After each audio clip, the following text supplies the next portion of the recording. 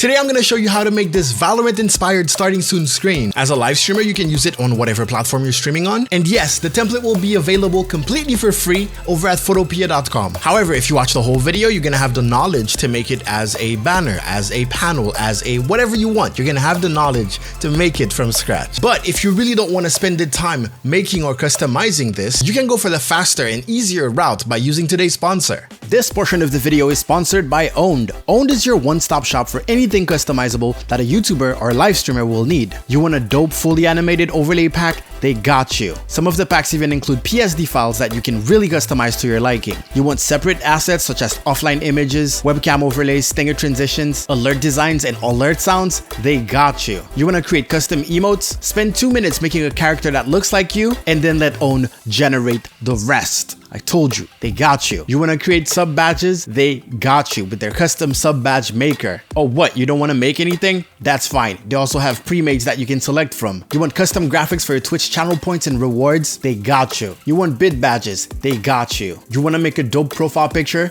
They got an avatar maker and a gaming logo maker. You want to make a channel trailer or a custom YouTube intro? They have a channel trailer maker. No need for editing at all. Oh, so you want a YouTube banner too? They got you. There's a lot of other things that they do, but I'll let you figure it out by going to own.gg/gallevel. That is own3d.gg/gallevel. So here we are in our favorite free software, which is basically Photoshop, but completely free and online. Photopia.com. So when you show up, you're going to see new project, open from computer, and templates. So basically what you have to do here, if you want to find my stuff, is go to the search bar and type me name. You're going to find all of that, and this is all free, and you can just click on them and start editing them and use them. By the way, on this side, you're supposed to have ads. You can also pay to not have the ads, but you're going to see it's not going to be a problem at all. Let's click new project. And since we're making a starting soon screen, we want this to be basically the size of our canvas, usually 1080p, which is 1920 by 1080. And then for the DPI, we're going to put 300. And you know what? For the color, I'm going to click here, and then I'm going to pick my color. We're going to go black and click create. Boom, just like that, it created our 1080p canvas. I'm actually going to move my camera to the right side since we have all of that real estate. I'm also going to show my input history. So at the bottom, you're going to see what I'm pressing. If for some reason I forget to say the keyboard shortcut. So today we're going to be learning about masks a lot. So keep that in mind. And let's start with the basics. We're going to go to the rectangle tool, and that is U as a keyboard shortcut. We're just going to click on it this time.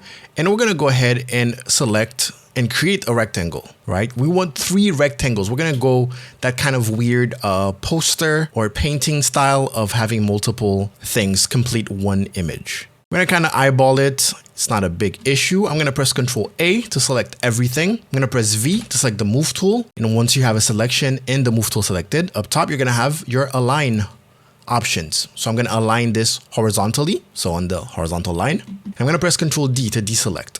I'm going to double click on the icon of the shape here just so I can change the color so it's more visible. It doesn't really matter what color it is right now, but let's go with a lighter gray. Okay, cool.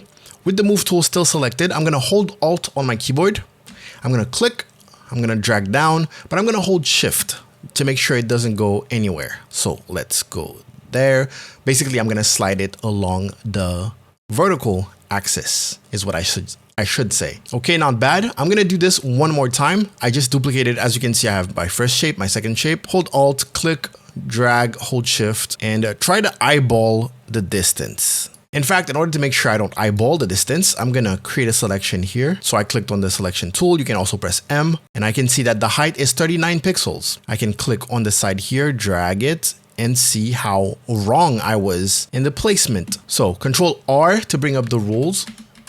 Okay, the rulers, and I can drag this, bring this down. So this is just a guide. Control D, move tool is V, and bring that up. Control period, I believe to, oh, nope. Control comma, okay. It's whatever. We can click on the guide, bring it all the way back up, and it disappears. All right, now I'm gonna hold Shift and select all 3 of those. I'm gonna click and drag. Basically, we want those to be kind of centered. I'm gonna press Control T to transform, but that's because I'm in full screen. If you're not in full screen, you press Control Alt T and it will bring up the transform tool. They're all selected. I'm going to hold both Alt and Shift. Alt will allow you to drag from the middle. right? You see how it's dragging from the middle. And shift in this case is going to allow us to stretch whatever we're dragging, right? So we want this to be something like that. Pretty cool. Press enter when you're done transforming. Nice. So we have our 3 shapes. I'm gonna get off of full screen here and I'm gonna do some Valorant Google image research. So here, I don't play Valorant, by the way. I'm sorry, I guess. I'm gonna pick a character that I want the whole thing to be based off of. And I type Valorant character PNG. That means with transparent background. Of course, since you're watching this, you'll be able to pick whatever character you want. I'm just gonna pick one. I'm not gonna lie though, this one is so cool. It's hard not to pick him all the time. I'm gonna right click. I'm gonna click copy image. I'm gonna go back to Photopia and I'm gonna go to edit and paste. Oh, look at that. It added the layer underneath, so we're gonna drag that up. I'm gonna Control Alt T to transform. Right click, flip horizontally. Does he look kind of weird that way? He does look kind of weird that way. Anyways, I'm gonna drag that corner to make it even bigger like that. And we're gonna start playing with mask. Press enter. So what I can do now is basically create a selection around those 3 rectangles. And I can do this by holding Control and clicking on the icon of the shape. You see, it selected the top one. Now I can press Shift on top of the Control to add another selection, and again, right? The layer that's selected is the layer of this guy. So now I can create a mask. Basically, everything that's selected, show it. Everything that's not selected, hide it. And we go down here, add raster mask. Boom. Very, very simple. Also, I just realized like the ads are showing here. We want to be a little fancy with the mask though, right? If I hold Alt and I click on the mask itself, that's what the mask looks like. So white reveals, black hides. So with that in mind, I'm going to go find my brush tool or press B. I'm going to right click, bring the size up. It doesn't matter what the hardness is. And then at the bottom, when it comes to selecting my colors, I want pure white. I can click here to reset foreground and background. And I see white is going to be foreground. And I'm just going to make him pop out a little bit like that. Just a little bit.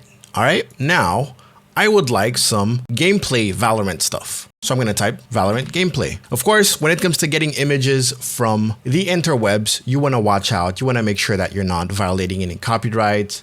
I am just using this as an example. A little tip with Google is that you can go to tools and then you're going to have size and then you can go large if you're looking for large images. All right, so what we're gonna do, we're gonna pick this picture here. I'm going to right click, copy image, go back to Photopia. And this time I'm gonna pick that rectangle in the middle. I'm gonna press Control V to paste. Obviously it's huge. Control Alt T to transform. Remember, hold Alt to drag from the middle. Nice. And I'm going to place this. It's not going to be very visible, so I'm not worried too much about the exact placement. And we can actually make it a little big, just like that. And the reason why I selected that middle one is because it creates the layer on top of it. Press enter. And now we're going to learn about another type of mask called clipping mask. Now, clipping mask doesn't add a mask directly to the layer. It basically is going to be bound to the layer underneath it. And you're going to see that right now. You hold Alt and then hover in between the 2 layers, and then you just click. Boom, you're going to see there's a little arrow to show you, hey, this is clipping to the bottom. Cool thing now is that I can move this around as much as I want, and it'll be completely fine.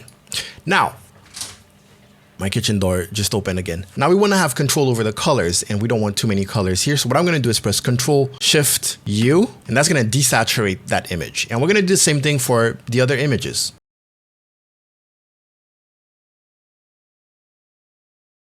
Okay, so now we have our 3 images. They are all in clipping mask bound to the shape layers here, as you can see. And now we're going to play around with the opacity a little bit. We don't want this to be too visible. So you select the layer and you're going to see opacity right there. You can click on the little arrow, drag it down. Nice, we're going to do the same thing. Okay, so now those are semi-transparent. We can still change the color of the shapes underneath them. Remember, double click on the icon.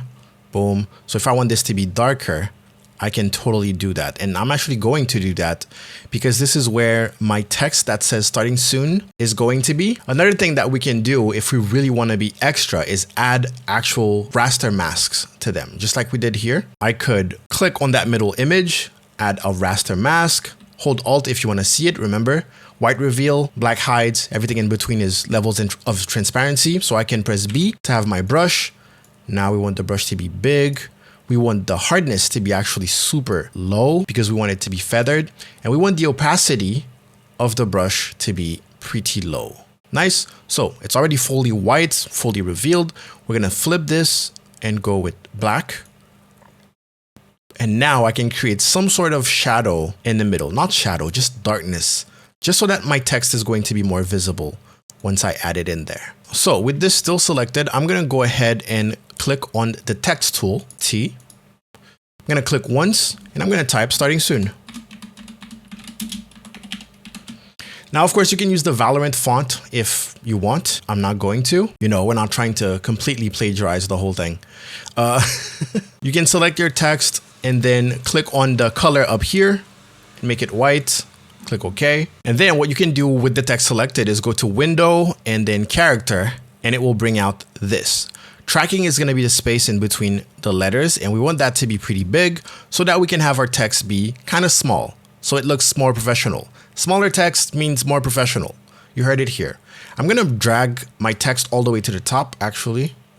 I'm going to press Ctrl A to select everything. Again, with the Move tool selected, or press V, you're going to have the Align tools.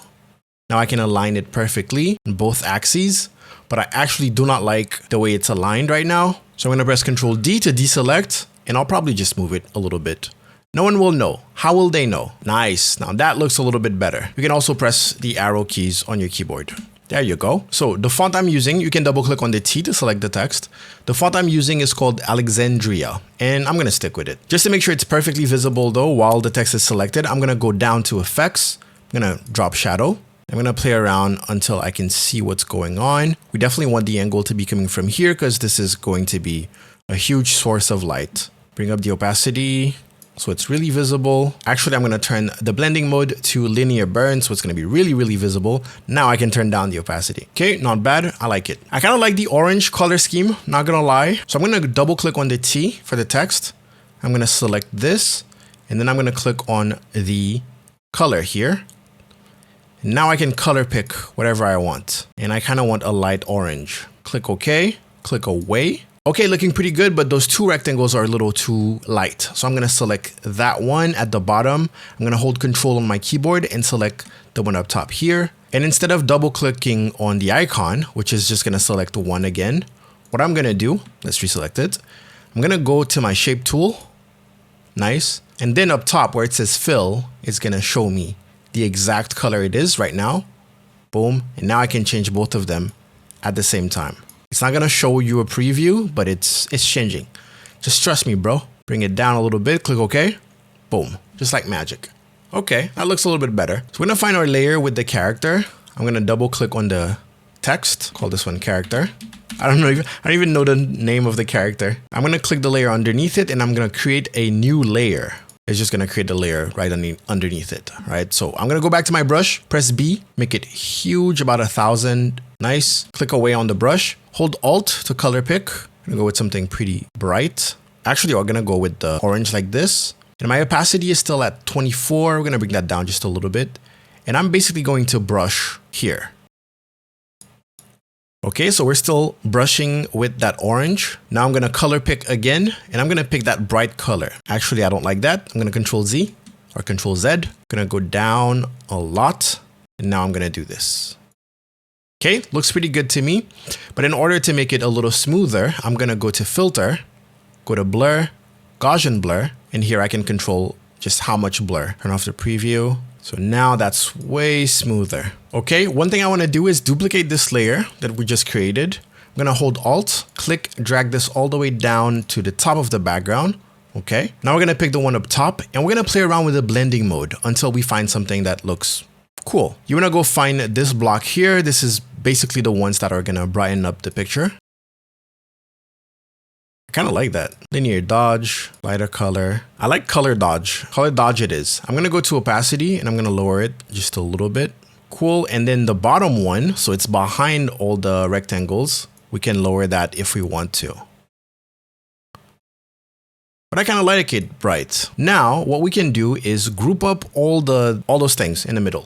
Basically the bottom shape, the image on top of it, middle shape, image on top of it, top shape, image on top of it, and that's it. Okay, so I press shift to select all of them, press Ctrl G. I'm gonna call this one rectangles. Nice. The reason I group them up is because I want to add an effect to them. So layer style at the bottom and drop shadow. We want a little bit of a drop shadow to show up here. I think that would be quite cool. I'm gonna turn off use global angle so that it doesn't match everything. And we're gonna put this to 90 degrees. So here you can play with the size. We kind of want this to be pretty soft, but still noticeable. Kind of like that. That's pretty cool. Now, technically in your broadcasting software like OBS, you can add like a timer, a countdown. You can even add your chat and make it like crop it so that it's only within one of the rectangles, bottom one or top one. I think at the bottom right, I'm going to add some social media. What you can do is go and find, I don't know, Twitter logo, and then find a PNG one, right? You click on it. It appears transparent here. You can download it or just copy paste, you know, like that, copy image, and then Control V. And just like that. So do that for all the social media that you want to show.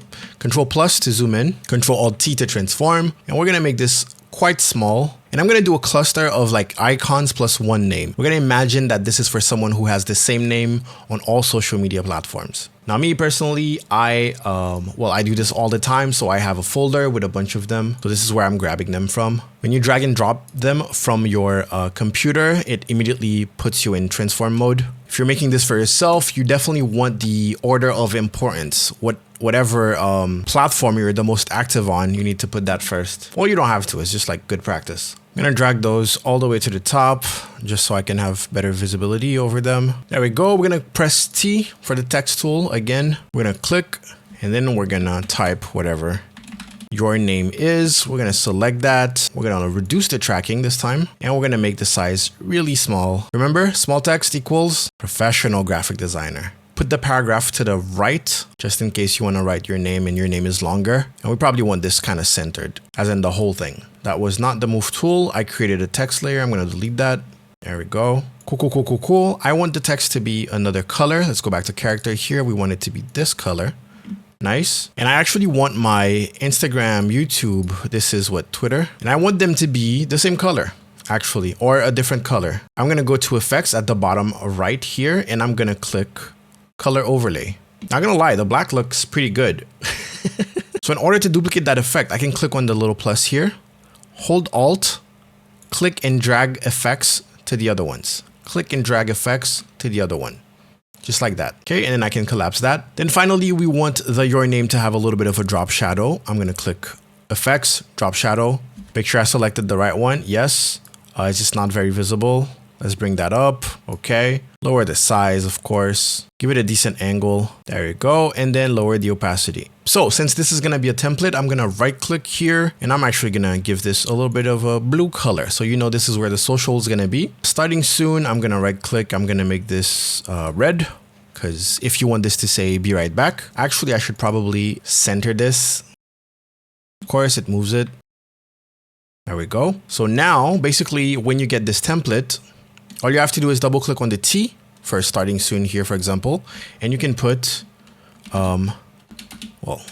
be right back. Stream ending. You can do your offline image just like that too, okay? I'm holding space, by the way, to grab and move like this. Not bad, not bad. I actually do not like the way this sticks out, so I'm gonna change the color maybe of the text. Yeah, that's way better. I'm gonna do two more things that are kind of like lazy graphic designer tips, basically. I'm gonna type light leaks in Google Images, and I'm gonna find something that kind of looks cool. I like that. Gonna go all the way to the top, Control V, okay? Control Alt T to transform, and we want this to be in that top corner. Okay, so I right click, rotated it just to give it more depth. Press enter, and then under blending mode here, we're gonna go in this bunch. Let's go with add.